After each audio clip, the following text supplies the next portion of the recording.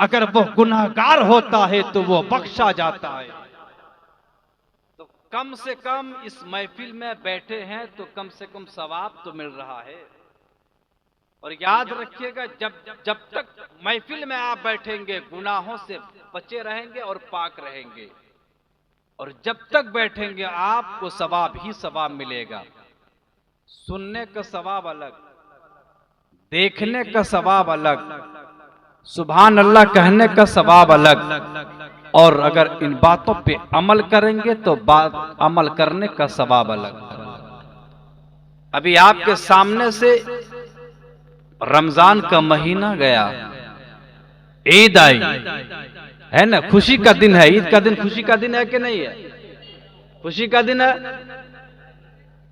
रमजान महीना आता है, ईद हम खुशियां मनाते हैं, लेकिन याद रखना जब कोई मोमिन बनकर देखेगा तो ईद खुशी का दिन नहीं बल्कि गम का दिन होता है। लेकिन शर्त है कि मोमिन बनकर देखो, इसलिए कि जब किसी के घर में बारात आती है, तो जब बारात आती है ना तो सारे लोग खुश हो जाते हैं। गौर से सुनिएगा, जब घर में बारात आती है, किसी की बेटी की बारात आती है, किसी की बहन की बारात आती है, किसी की भतीजी की बारात आती है, किसी के भांजे की बारात आती है, अमा जैसे ही बारात आती है सारे लोग खुश हो जाते हैं। बाप भी खुश होता है, भाई भी खुश होता है, चचा भी खुश होता है, बहन भी खुश होती है, माँ भी खुश होती है, पड़ोसी वाले भी खुश होते हैं, सारे लोग खुश होते हैं। बारात आ गई है, कोई कहता है मेरी बेटी की बारात आई है, कोई कहता है कि मेरी भतीजी की बारात आई है, कोई कहती है मेरी बेटी की बारात आई है, कोई कहती है मेरी बहन की बारात आई है। यानी जब बारात आती है तो खुश हो जाते हैं। खुशी ऐसे खुशी हो जाती है कि खुशी से उछल जाते हैं, हंसने लगते हैं, खुशियां मनाते हैं, बड़े खुश होकर खाना खिलाते हैं, नाश्ता देते हैं। लेकिन जैसे ही विदाई का वक्त आता है, जैसे ही बेटी रुखसती लेकर जब अपने ससुराल जाने लगती है, तो बाप अलग रोता है, माँ अलग रोती है, बहन अलग रोती है, भाई अलग रोता है। अमा पूछने वालों ने पूछा, यार अब तक तो तू हंस रहा था, अमा जैसे कि बाराती लेकर लोग आए, अमा बाप तू तो कोने पे हंस रहा था, भाई तू भी तो हंस रहा था, माँ तू भी तो हंस रही थी, लेकिन बता जैसे ही बाराती वापस जाने लगे, अमा तू रोता क्यों है? बाप अलग रोता है, भाई अलग रोता है, माँ अलग रोती है, बता आखिर बात क्या है? अब तक तो तू हंस रहा था, लेकिन रोता क्यों है? तब बाप जवाब देता है, अरे जब बारात आई थी तो मेरी बेटी रहमत घर में थी, लेकिन अब मेरे घर से रहमत और बरकत उठकर लेकर चला जा रहा है। रहमत बेटी जैसी रहमत को लेकर ये लोग चले जा रहे। तो जैसे रमजान का महीना बरकत वाला महीना, रहमत वाला महीना आता है, तो हमें खुशियां मनानी चाहिए। क्यों? इसलिए कि मेरे नबी फरमाते कि जब कोई बंदा बगैर रमजान में अगर कुरान एक हर्फ पढ़ता है तो 10 नेकियां मिलती है। कितनी नेकियां मिलती है?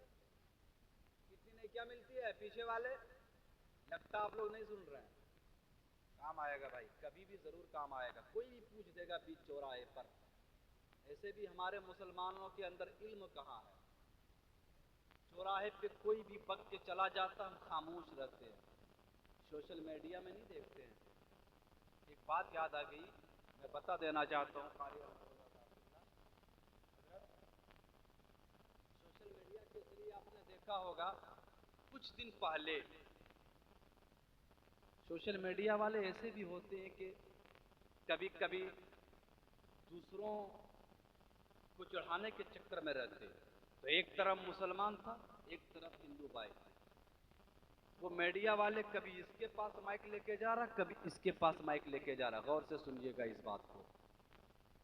अब जो है वो हिंदू भाई जो था, उसने कहा मुसलमान को कि तुम जय श्री राम बोलो, तो उसने कहा कि मैं क्यों बोलूं, तुम अल्लाह अकबर बोलो। हालांकि वो जो हिंदू भाई बोल रहे थे वो ऐसे ही मजाकन बोल रहा था, क्योंकि उसके चेहरे से पता चल रहा था। तो बोला कि हम क्यों बोले, तुम अल्लाह अकबर बोलो। तो हिंदू भाई क्या जवाब दिया मालूम है? गौर से सुनिएगा, आपसे भी ये हादसा हो सकता है। वो कहता कि ठीक है मैं बता दूंगा, लेकिन बताओ तेरे अल्लाह के बाप का नाम क्या है। क्या कहा?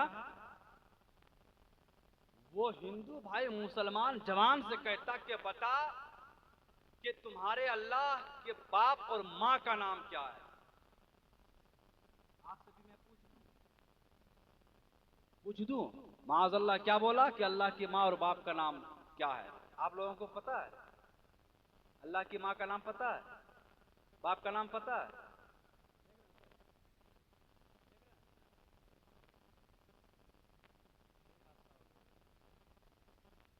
बताइए। लोग बोल रहे हैं कि हमको पता नहीं अल्लाह की माँ का नाम, अल्लाह के बाप का नाम। वो हिंदू भाई कहता है कि अच्छा बताओ तुम्हारे मोहम्मद साहब की माँ और बाप का नाम क्या है। वो मुसलमान जवान था, क्या बोला मालूम है? हम तुम्हें क्यों बताएंगे, हम तुम्हें क्यों बताएंगे। और यही बोलते बोलते माइक छोड़ के भाग गया। यही बोला कि हम तुम्हें क्यों बताएं, माइक छोड़ के भागा। काश के वही जवान मुसलमान का बेटा अगर मदरसे जाकर पढ़ लिया होता, मस्जिद के इमाम के पास जाकर पढ़ लिया होता ना, अमा वो माइक छोड़कर भागता नहीं, बल्कि सीना ठोक कर खड़ा हो जाता और जवाब देता, सुन तुम मेरे अल्लाह की माँ का नाम पूछते हो, मेरे अल्लाह का बाप का नाम पूछते हो, तो सुन ले, उठा कुरान पाक खोल अम्मा पारा और पढ़ ले, कुल हुवल्लाहु अहद अल्लाहु समद लम यलिद वलम यूलद वलम यकुल लहू कुफुवन अहद।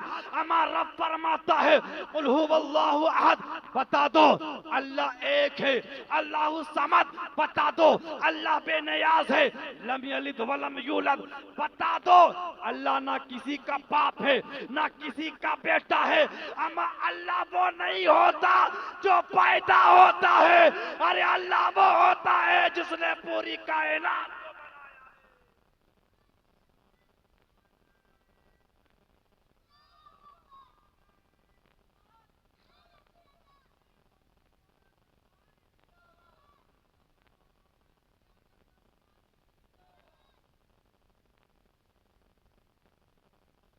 तो वही मुसलमान कह के भाग गया तो उसकी शान बढ़ गई और सीना तान के खड़ा हो गया। तो अगर हम मुसलमान के बच्चे अगर पढ़े लिखे होते ना, तो हम ये जरूर जवाब देते कि यार अल्लाह का कोई बाप नहीं न माँ है, अल्लाह बेनियाज है, पूरी कायनात को अल्लाह ने बनाया है, अल्लाह को किसी ने पैदा नहीं किया, ना कोई उसका हमसर है ना कोई शरीक है, अल्लाह वहदहू ला शरीक है, कोई शरीक नहीं, इबादत का हकदार सिर्फ परवरदिगार है।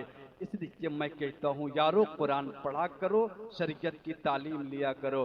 तो मैं कह रहा था, क्या कह रहा था कि ये रमजान मुबारक का महीना जा रहा है, चला गया।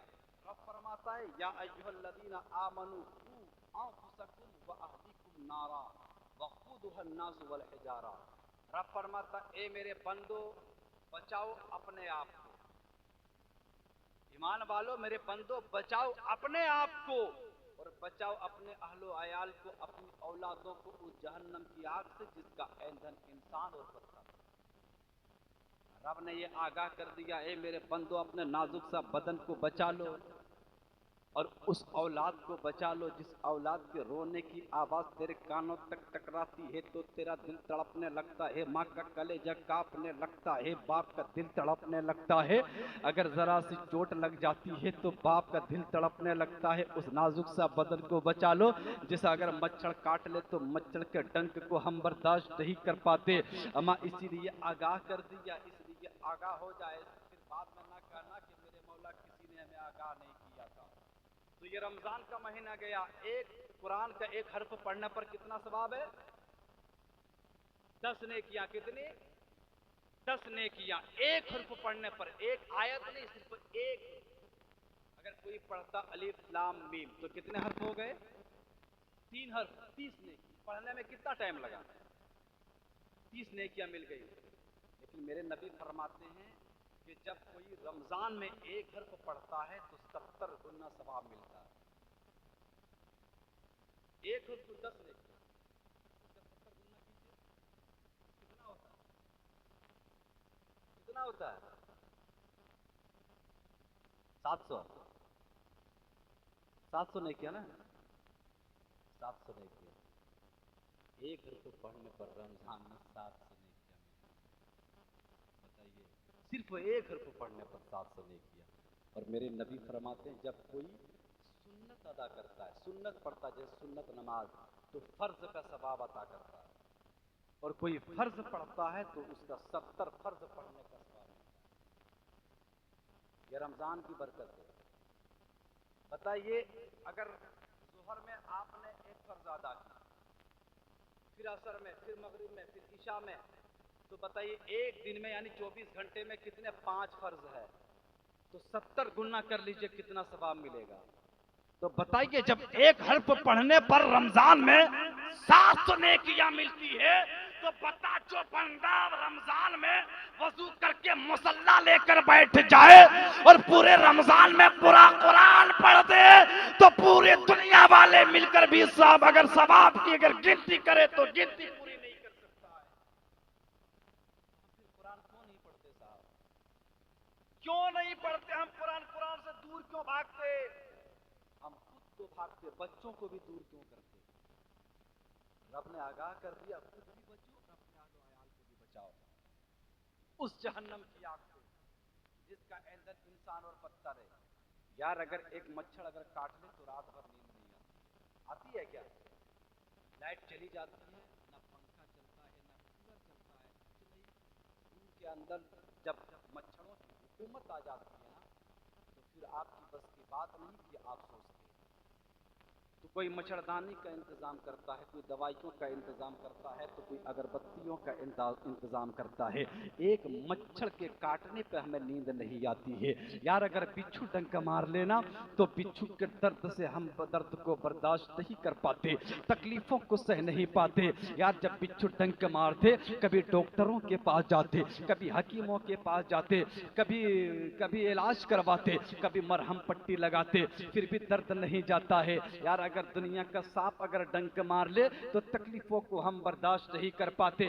अरे बर्दाश्त तो दूर की बात रही कि ऐसे लोग हैं सांप के काटने पे मर भी जाता है।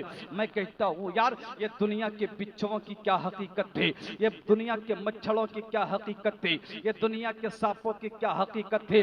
यार मेरे नबी फरमाते कि जब कब्र में जाओगे तो अंधेरी कोठरी में एक बिच्छू इतना बड़ा होगा जितना बड़ा गधा होता है, एक डंक मारेगा, 70 गज जमीन के अंदर धस जाओगे, फिर उठाया जाएगा, फिर जमीन के अंदर धस जाओगे। बताओ मुसलमानों, आप दुनिया कमा कर अपने गांव में बड़ी बड़ी बिल्डिंगें तैयार कर ली, बड़ी बड़ी गाड़ियां आपने खरीद ली, बड़े बड़े कारखाने बना लिए, बड़ी बड़ी जमीनें खरीद कर बड़ी बड़ी दुकानें बना दी, लेकिन बता आप ना नेकी क्या करके गए, न कुरान की तिलावत करके गए, न इबादतें करके गए, न कुरान की तिलावतें करके गए। बता जब मनोमन मिट्टी तले दफना के वो बाप भी चला आएगा, जब बाप अपने जिंदगी को बर्बाद करके तबाह करके आपकी जिंदगी को संवारा था, अमा वो बेटा वापस चला आएगा जिस बेटे के खातिर आपने अपनी ख्वाहिशों को मिट्टी तले दफना कर अपने बेटों की यादों की तकमील की थी। बता जब मनोमन मिट्टी तले दफना के सारे लोग चले आएंगे, अमा उस अंधेरी कोठरी में तन्हा आप होंगे। अगर इस दुनिया में मुसीबतें आती है ना तो बाजुओं तले बाप खड़ा होता है, अगर दुनिया में कोई परेशानी आती है ना तो बाजुओं तले जवान बेटा खड़ा होता है, अगर दुनिया में कोई भला आती है, कोई परेशानियां आ जाती है तो बाजुओं तले जवान भाई होता है। भाई आप टेंशन मत लो, मैं तुम्हारा सामना करने वाला, मुसीबतों का सामना करने वाला तेरा जवान भाई सामने खड़ा है। लेकिन उस अंधेरी कोठरी में न जवान भाई काम आ सकता है, न जवान बेटा काम आ सकता है, न बाप काम आ सकता है, न रिश्तेदार काम आ सकता है, न ये गाड़ियां काम आ सकती है, न ये जमीनें काम आ सकती है। पता अंधेरी कोठरी में फिर कौन काम आने वाला है? तो फिर कहने वालों ने कहा था अंधेरी कोठरी में कोई दुनियादार काम नहीं आएंगे बल्कि अहमद मुख्तार काम आएंगे। वाह वाह वाह, जिंदाबाद जिंदाबाद, वाह बहुत उम्दा। आपको दुनिया के चक्कर में आपने दीन ही को भुला दिया, दुनिया के रंगीनियों में डूबकर आपने कुरान को ही भुला दिया। पता अंधेरी कोठी में जगह भी नहीं है, कहाँ भागना, छोटी सी तो जगह होती है। आपको अगर विश्वास भरोसा नहीं तो कभी आप, जब आपका बाप का इंतकाल हो जाए तो जब कब्र को खोदने के लिए लोग जाएंगे तो आप कहिएगा कि मेरे बाबा की कब्र एक हाथ चौड़ी नहीं बल्कि 3 हाथ चौड़ी खोदो। आपको लोग बोलेंगे आप बेवकूफ हो गए हो क्या, जितनी कब्र सबकी होती है उतनी कब्र खोदी जाए। मैं कहता हूँ यार, जब जमीन में 2 हाथ खोदने के लिए नहीं दे रहे तो फिर बताइए, जब कब्र ही से शुरू है कि दुनिया वाले काम नहीं आ सकते, हमेशा में काम कैसे आएगा। अगर इस दुनिया में बाप का इंतकाल हो जाए और आप बोलिएगा कि मेरे अब्बा का कफन ये नहीं बल्कि फला रंग का कफन दो, तो लोग आपको मजाक उड़ाएंगे, हंसेंगे। तुम बेवकूफ तो नहीं हो गए? कभी जूता पहना के देखिएगा या मोजा पहना के देखिएगा कि देखिए लोग क्या कहेंगे। मैं कहता हूँ यार, जब दुनिया ही में आपका साथ सब छोड़ देता है तो फिर क्यों दुनिया के चक्कर में पड़े हो? फिर क्यों बेटों के लिए आप कभी चोरी करते हो, कभी रिश्वत लेकर फैसले को नाहक करते हो, कभी सूद खाते हो, कभी डाका डालते हो, कभी दूसरी की जमीनें हड़पते हो? क्यों? अगर ये बेटा जब खुद आपका निकम्मा है, जब मरने के बाद ये बेटा कुछ काम नहीं आ सकता, फिर बताइए फिर किस बात पे इतनी घमंड है और किस बात पे इतनी फख्र है कि मेरा बेटा देखो जवान हो गया, मेरा बेटा इंजीनियर है, मेरा बेटा फला है, मेरा बेटा फला है। कौन काम आएगा? क्यों नहीं समझ रहे हो? लेकिन आइए, मेरे गौसे आजम के नाम पर आपने जलसा सजाया। मैं बड़ी तेजी में कुछ बताने की कोशिश करता हूँ कि देखिए तालीम किसे कहते हैं। वही बगदाद की जमीन है, एक छोटा सा बच्चा है, एक लोटा है, सर पे बाप का साया नहीं, यतीम बच्चा है। छोटा सा बच्चा, माँ कहती है बेटा जा मकतब पढ़ने को चला जा, बेटा मकतब पढ़ने को चला जा। कभी आज तक मकतब पढ़ने को नहीं गए थे, पहली बार वो बच्चा लड़खड़ाते चले जा रहे। अमा मकतब में इमाम साहब बैठे हुए हैं, सारे बच्चे क्लास में बैठे हुए हैं, दरसगाह में सारे बच्चे बैठे हुए हैं।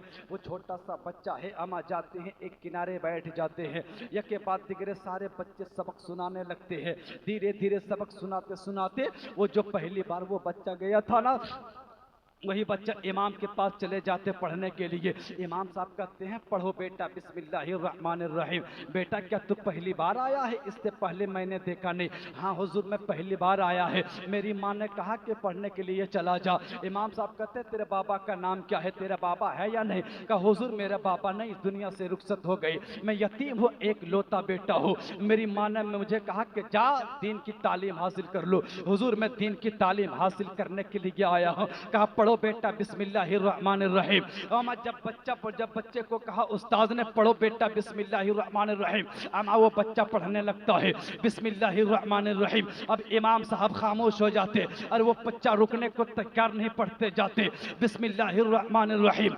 अल्हम्दुलिल्लाहि रब्बिल आलमीन अर्रहमानिर्रहीम अलिफ लाम मीम ज़ालिकल किताबु ला रैब फीह सयक़ुलुस सुफ़हा तिलका रसूलु फ़द्दलना ला तनालुल बिर्रा हत्ता। गोया के पढ़ते जा रहे, पहला पारा पढ़ दिए रुका नहीं, दूसरा पारा पढ़ दिए रुका नहीं, तीसरा पारा पढ़ दिए रुका नहीं।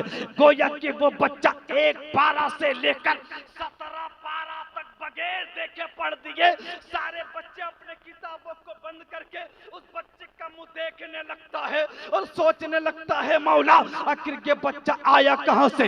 इससे पहले तो हमने कभी देखा नहीं, इससे पहले तो कभी इसे देखा नहीं, लेकिन आखिर क्या बात है पहली बार आया है, बगैर देखे 17 पारा पढ़ दिया है। अरे मेरे मकतब में कोई 3 साल से पढ़ रहा, लेकिन एक पारा अभी तक बगैर देखे ना पढ़ पाया। कोई 2 साल से है, 2 पारा बगैर देखे नहीं पढ़ पाया। लेकिन बात क्या है, बगैर देखे वो पढ़ता जा रहा, रुकेगा कब? अमा इमाम साहब बोल पड़े बेटा बता दे इतना कि इससे पहले किसी मकतब में पढ़ा है क्या? इससे पहले किसी मदरसे में पढ़ा है क्या? इससे पहले किसी आलिम के पास पढ़ा है क्या? वो बच्चा जवाब देता नहीं हुजूर इससे पहले मैंने किसी इमाम के पास नहीं पढ़ा।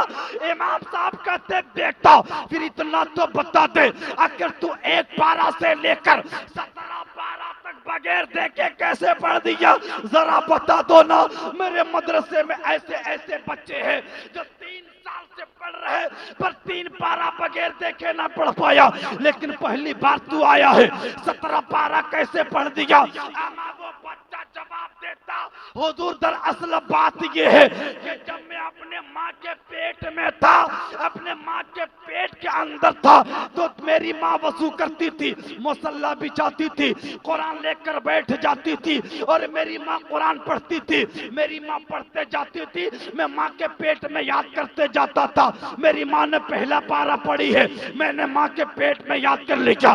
दूसरा पारा पढ़ी है, मैंने याद कर लिया। हुजूर 17 पारा पढ़ी थी कि मैं इस दुनिया में आ गया। अगर मैं माँ के पेट में होता और मेरी माँ 30 पारा पढ़ी होती तो मैं माँ के पेट से हाफिज कुरान। वाह वाह वाह वाह वाह, नारे तकबीर, नारे रिसालत, जश्न गौसुल वरा कॉन्फ्रेंस, एजाज़े कुरान, एजाज़े कुरान, हजरत मौलाना कारी रियाज अतहर नौमानी, नारे तकबीर, नारे रिसालत। वाह वाह, बहुत खूब, बहुत खूब। बात समझ में आ रही है? क्या कहा कि हुजूर, हुजूर जब मैं अपने माँ के पेट में था, मेरी माँ रोजाना कुरान पढ़ती थी और वो पढ़ती थी और मैं माँ के पेट में याद करते जाता था। 17 पारा पढ़ी थी मेरी माँ कि मैं दुनिया में आ गया। अगर 30 पारा पढ़ी होती मेरी माँ और मैं माँ के पेट में होता, तब मैं पैदा होता, तो मैं पूरा हाफिज कुरान बन दुनिया में आता। और वो कौन है मालूम है? जिनके नाम पे आपने महफिल सजाई, मेरे गौसे पाक। अच्छा, आप फैसला कीजिए और फैसला करके आप नतीजा निकालिए कि इसमें बच्चे का कमाल है या माँ का कमाल है। किसका कमाल है? जोर से बोलिए। माँ का कमाल है। बच्चा तो लाजवाब है ही है, लेकिन सबसे ज्यादा माँ का कमाल है। अब माँ का कमाल कैसे, मैं ये भी बता देना चाहता हूँ।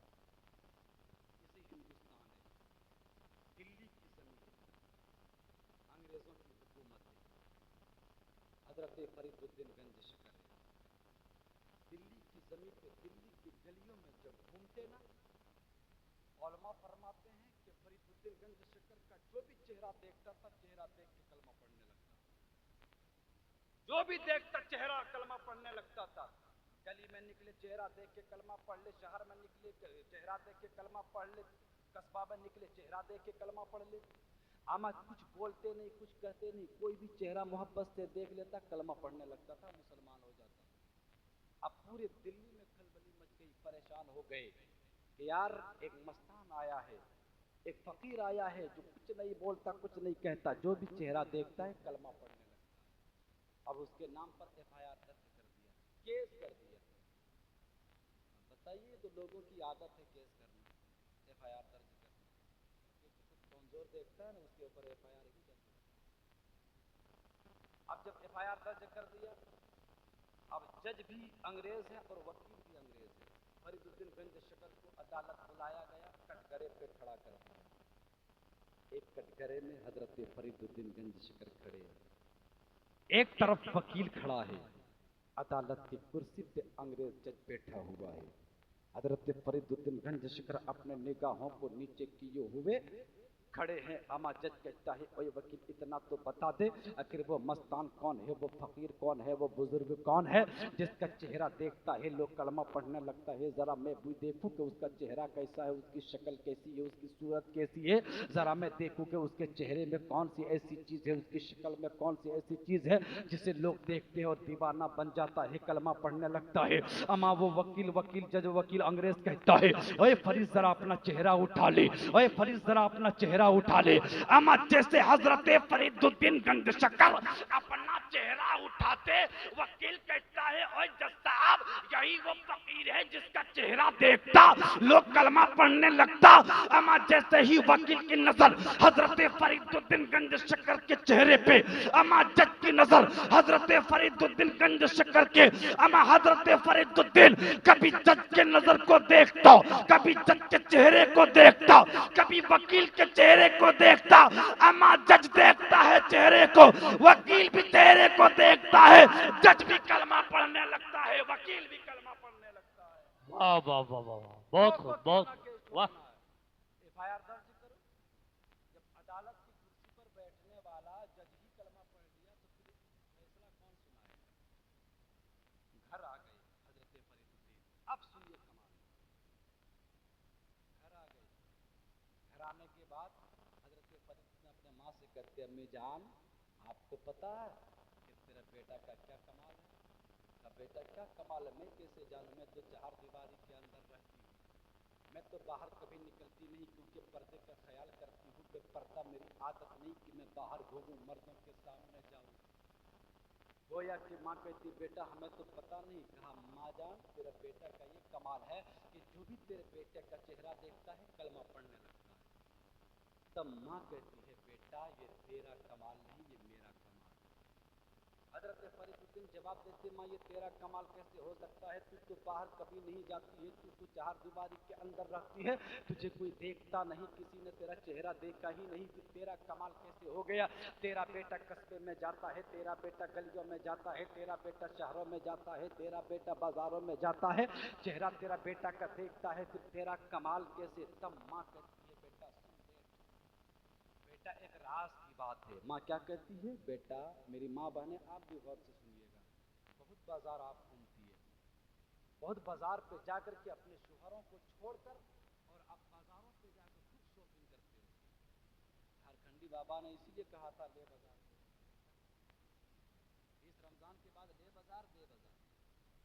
तो आजकल की माँ बहने शोहर कहीं भी रहे कोई परवाह नहीं, वो खुद जाएगी बाजार और मर्दों के सामने जुबान दराज सी करेगी और मर्दों के सामने जाकर कभी साड़ियाँ खरीदेगी, कभी सूट खरीदेगी, कभी चूड़ियाँ खरीदेगी। सुने और इबरत हासिल करें। वो माँ कहती है, बेटा ये तेरा कमाल नहीं, ये मेरा कमाल है, एक राज की बात है। हजरत फरीदुद्दीन ने कहा, माँ क्या राज की बात है? कहा, सुन बेटा, जब तू पैदा हुआ था ना, जब तू जन्म लिया था ना, तो सुन, तब तुझे भूख लगती थी तो दूध के लिए तू तड़पता रहता था, रोता रहता था, बिस्तर पे तड़पता था दूध पीने के लिए। लेकिन मैं सबसे पहले मैं तुझे रोते हुए छोड़कर मैं सबसे पहले वजू करती थी और वजू करके मुसल्ला बिछाती थी और 2 रकत नफल नमाज अदा करती थी। 2 रकत नफल पढ़ करके उसके बाद तुझे अपने गोद में लेती थी और तुझे दूध पिलाती थी। बेटा जब तू रोता था मुझे दिल तो नहीं करता था कि मैं तुझे रुलाऊं, मेरा दिल तड़पने लगता था, लेकिन क्या करूं, मैं वजू करके पहले नमाज पढ़ती थी, फिर मैं तुझे दूध पिलाती थी। बेटा मैं तुझे दूध पिलाती थी, तू इधर दूध पीता था, मैं अपने आंचल को रब की बारगाह में फैला देती थी और अल्लाह से दुआ करती थी, ए मेरे मौला तू तो जान रहा है, ए मेरे मौला तू तो देख रहा है, ये मेरा फरीद है, ये मेरा लाल है, ए मेरे मौला तू मेरे फरीद को ऐसा बना देना, ऐसा बना देना कि इसे कुछ कहने की जरूरत ना पड़े, जो भी मेरे बेटे का चेहरा देख के कलमा पढ़ने लगी। माँ कहती है, बेटा मैं अल्लाह से दुआ करती थी, ए मेरे मौला तू मेरे लाल को ऐसा बना देना कि ये कुछ ना बोले, ये इसका चेहरा लोग देखे और कलमा पढ़ने लगे। बेटा बता अब तेरा कमाल है या मेरा कमाल है?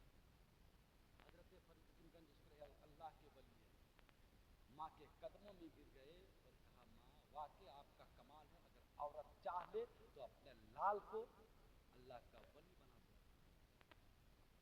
इसलिए कि जब बच्चा पेट में होता है ना, माँ जो करती है बच्चे पे असर होता है।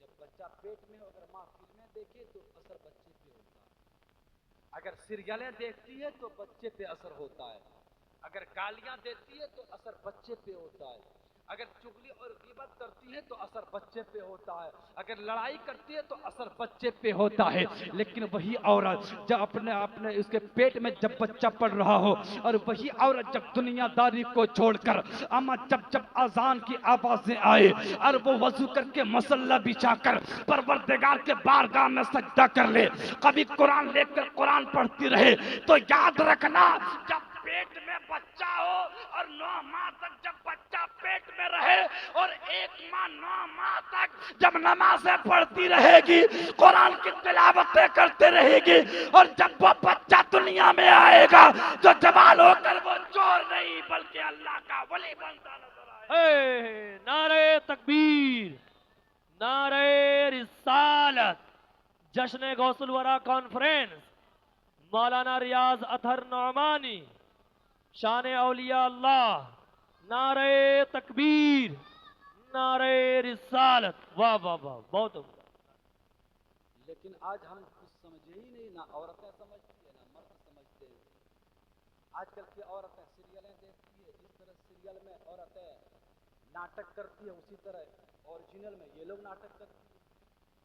जिस तरह सास को वो गालियां देती है ये भी देती है, जिस तरह सीरियल में सास ससुर को मारती है ये लोग भी मारती है, ये लोग भी गालियां देती है, ये लोग भी सताती है। यानी सीरियल में जो होता था आज हकीकत में हो रहा कि नहीं हो रहा? हमारी माँ बहनें भी जानती कि हकीकत में हो रहा। जो बहू है वो तो नहीं बोलेगी, लेकिन जो माँ बन गई है, जो सास बन गई वो जानती है। लेकिन याद रखिएगा, आज वो बहू है, कल वो सास बनने वाली है, वो भी सास बनेगी। आज तेरे शोहर की माँ को तू इज्जत नहीं करती है, तू भी किसी की माँ बनेगी, तू भी किसी की सास बनेगी। तो जैसी करनी वैसी भरनी, जिस तरह आप करोगे आप। तो हमें अपने बच्चों को बचाना है। हमने कुरान तो पढ़ाया नहीं अपने बच्चों को। आज हम कहते हैं कि हम दुनिया में मारे जाते, रुस्वा किए जाते, शहर से बेशहर किए जाते। क्यों? आज पावर लाठियों में नहीं, पावर डंडों में नहीं है, बल्कि पावर कलम में। अगर आपके पास कलम है तो दुनिया आपकी है, अगर आपके पास कलम नहीं है तो पावर आपके पास नहीं है।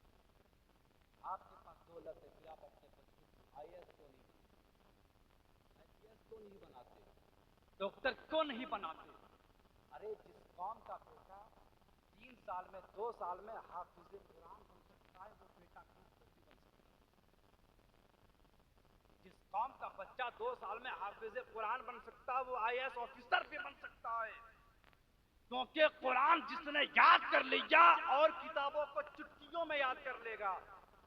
लेकिन जिसका जो गरीब है वो अपने बच्चों को हाफिज़े कुरान आलिम दीन बनाए, लेकिन जो मालदार है अपने बेटों को हाफिज़े कुरान आलिम दीन बनाकर साथ साथ में आप अपने बेटों को जज भी बनाएं, अपने बेटों को IAS ऑफिसर भी बनाएं, अपने बेटों को डॉक्टर बनाएं। इसलिए कि जब आपका बेटा वकील होगा, आपका बेटा जज होगा, और जब अदालत के कुर्सी में बैठा होगा, अमा वो बेटा हाफिज़े कुरान भी होगा, वो बेटा आलिम दीन भी होगा, और साथ साथ में आपका बेटा जज भी होगा। अमा जैसे ही अदालत के कुर्सी पर बैठा होगा और अदालत के कुर्सी में बैठकर जब फैसला सुनाता होगा ना, तो रिश्वत लेकर फैसले को नाहक नहीं करेगा, बल्कि जब भी वो अपने कलम को हाथों में पकड़ेगा और जब भी फैसला सुनाएगा तो फैसला सुनाने से पहले हजरत सिद्दीक की सदाकत को याद करेगा, हजरत उमर की अदालत को याद करेगा, हजरत उस्मान की सखावत को याद करेगा,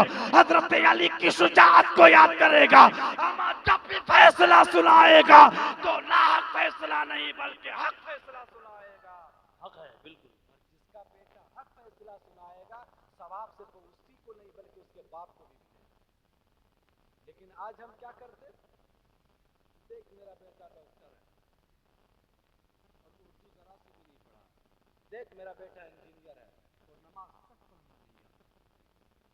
अब देखते नहीं है लोग, इंतजार करते हैं जब कोई मर जाता है तो इंतजार करते गांव वाले, आपका बेटा कहाँ रहता है? मुंबई में, आपका बेटा केरला में। तो 1 घंटे के बजाय 3-3 घंटा इंतजार करते कि नहीं करते? करते हैं ना। हर जगह का यही माहौल है, हमारे यहाँ भी यही होता है। तो लोग सोचने लगते यार उसका बेटा मुंबई से आ रहा, हो सकता है नमाज जनाजा वही पढ़ाएगा, उसका बेटा केरला से आ रहा, हो सकता है कि नमाज जनाजा वही पढ़ाएगा। अमा सब बंदी हो चुकी है, गोया के सारे लोग खड़े हैं, सारे लोग पीछे देख रहे, इमाम भी पीछे देख रहे, मुक्तदी भी पीछे देख रहे, आने वाला फला का बेटा चला आ रहा है। अमा इंतजार करते कब तक आएगा। अमा अचानक आकर कोने में हाथ बांध कर खड़ा हो जाता। अमा पूछते क्या बेटा आ गया? हाँ आ गया। कहाँ है? फला जगह खड़ा है कोने में। इमाम साहब कहते हैं आजा, ये तेरा बाबा था ना, आ तू नमाज जनाजा पढ़ा ले।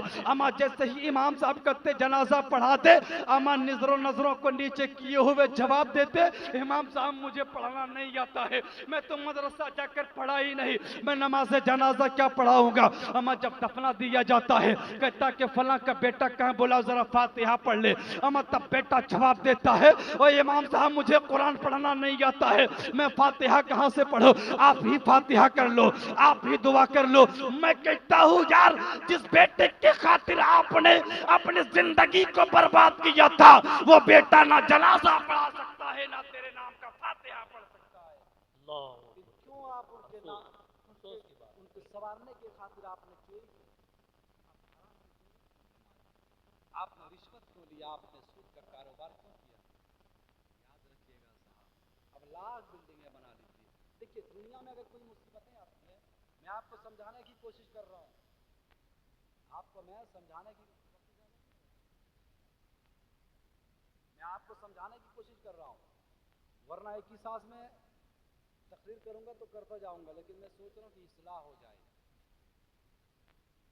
दुनिया में आप कुछ भी कर लिए, एक बेटा को सिर्फ डॉक्टर बना दीजिए, एक बेटा को सिर्फ इंजीनियर बना दीजिए, एक बेटा को सिर्फ आप जज बना दीजिए, लेकिन जो बदमाश बेटा उसको हाफिज कुरान बना दिया। और सही बात, जो बदमाश हुआ करता है, जो सबसे ज्यादा बदमाश होता है ना, उसको कहते हैं इमाम साहब आप इसको पढ़ाइए तो बदमाशी करता है। मैं खुद अपने गाँव में मदरसा चलाता हूँ, अल्हम्दुलिल्लाह मेरे मदरसे में 130-40 बच्चे बाहर के रहते हैं, बड़ा मदरसा है। तो हम लोगों को भी, हमारे गांव के औरतें बोल हाफिज साहब मेरा एक बच्चा है ना बहुत बदमाशी करता है, बहुत बदमाश है, आपके मदरसे में रख दूंगा। मैंने कहा जो बदमाश उसको मदरसे में रख दूंगा, और जो अच्छे हैं उसे डॉक्टर बनाओगे। पहले के आप उसको निकम्मा आपने समझा, उसे आपने बदमाश समझा, बदमाश नहीं समझ के आपने भूले भटके आपने मदरसे में डाल दिया। वो बच्चा हाफिज कुरान बन गया, वो बच्चा आलिम दीन बन गया। एक बेटे को आपने डॉक्टर बनाया, खूब इज्जतें दी, एक बेटे को आपने जज बनाया, खूब इज्जत दी, एक बेटे को आपने वकील बना दिया, खूब इज्जत दी, लेकिन आप बुढ़ापे तक पहुंच गए, अब इस दुनिया से चले गए। अमा लोग आए, सारे लोग आए, आपको गुस्ल दिया, गुस्ल देकर कफनाया, नए नए कपड़े पहना कर कब्रिस्तान तक ले जाया गया। अमा जब कब्र में मनोमन मिट्टी तले दफना दिया, अमा देखा वो जो छोटा बच्चा है, अमा दफना करके सारे लोग चले जा रहे, सारे लोग चले जा रहे, वो दोस्त भी चला जा रहा, जो दोस्त कल तक कहता था दोस्त तेरे बिना हमें नींद नहीं आती है, जब तक तेरा चेहरा देखता नहीं हूँ तब तक मुझे खाना खाया नहीं जाता, वो भी दोस्त मनोमन मिट्टी तले दफना के चले जा रहे। फातिहा पढ़ने का वक्त नहीं है, उसका बड़ा बेटा जज भी चला जा रहा, वो उसका दूसरा बेटा वकील भी चला जा रहा। आमा वो छोटा बेटा जिसे आपने निकम्मा समझा था, जिसे आपने नकारा समझा था, जिसे आपने बदमाश समझकर मदरसे में डाल दिया था, अमा वो हाफिज कुरान आपके सिरहाने के पास खड़े होकर तकता जा रहा है, देखता जा रहा है कि मेरे सारे गांव वाले चले जा रहे, मेरे बाबा के नाम पर किसी ने फातिहा तक ना पढ़ी, मेरे बाबा के नाम पर किसी ने दुआ भी ना की। बड़ा भाई से कहता है, और मेरे बड़ा भाई आपको तो बाबा ने जज बनाया था ना, मेरे बाबा रिक्शा चला चला कर तुझे जज बनाया था, कम से कम बाबा के नाम पे फातिहा तो पढ़ के जा। तो वो जज बेटा कहता है मेरे पास वक्त नहीं, अदालत के कुर्सी पर बैठना है, हमारे पास वक्त नहीं, फैसला सुनाना है, फातिहा तू ही पढ़ देना। वो चला जाता है। फिर डॉक्टर भाई से कहता है मेरे भाई बाबा ने मिट्टियां काट काट कर तुझे डॉक्टर बनाया था ना, कम से कम बाबा के नाम पे दुआ तो करता जा। लेकिन वो डॉक्टर बेटा कहता है मेरे पास वक्त नहीं, मुझे हॉस्पिटल जाकर ऑपरेशन करना है। वो डॉक्टर भाई भी चला जाता है, वो वकील भाई भी चला जाता है। वो तन्हा जिसे आपने हाफिज कुरान बनाया था, वो बाप के सिरहाने के पास हाथ बांध कर खड़ा हो जाता है और वही कुरान पढ़ने लगता है जो कुरान आपने पढ़ाया था। अमा वो कुरान पढ़ता है, चंद आयतें कुरान पढ़ता है और अपने दामन को परवरदिगार के बारगाह में फैला देता है और परवरदिगार के बारगाह में दुआ करता है, ए मेरे मौला तू तो जानता है ये जाने वाला कोई और नहीं बल्कि मेरा बाबा है।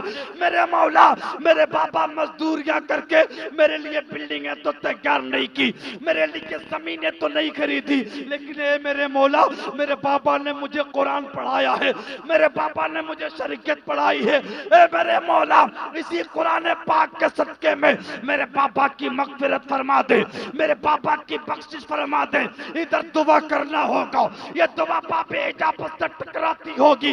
रब फरमाएगा फरिश्तों देख, जिसका बेटा मुझे रहमान कह के पुकारे उसका बाप जहन्नम में जाए, हमें गवारा नहीं, गवाह हो जा।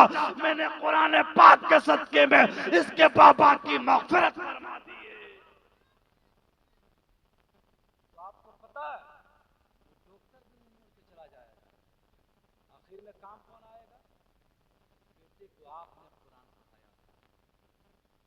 इसलिए मैं कहता हूं मेरे भाई, आप कुछ भी करो, लेकिन कम से कम जब बेटा आपका 8-10 साल का होने लगे, 6 साल का, तो कम से कम इमाम साहब के पास भेजिए।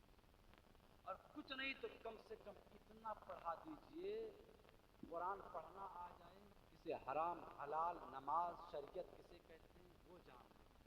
कसम खुदा की अगर आपने वो पढ़ा दिया ना, तो मरने के बाद कब्र में आपको खुशी होगी कि मैं जिस लाल को पढ़ा के आया था वो लाल मेरे लिए दुआएं करता जाता है। वक्त नहीं होना और कुछ बातें बताते, इंशाल्लाह फिर कभी मौका मिला तो ज़रूर बताने की कोशिश करूँगा। परवरदिगार से दुआ है मौला करीम, जितने लोग हाजिर हैं मौला सबों की हाजिरी कबूल फरमा।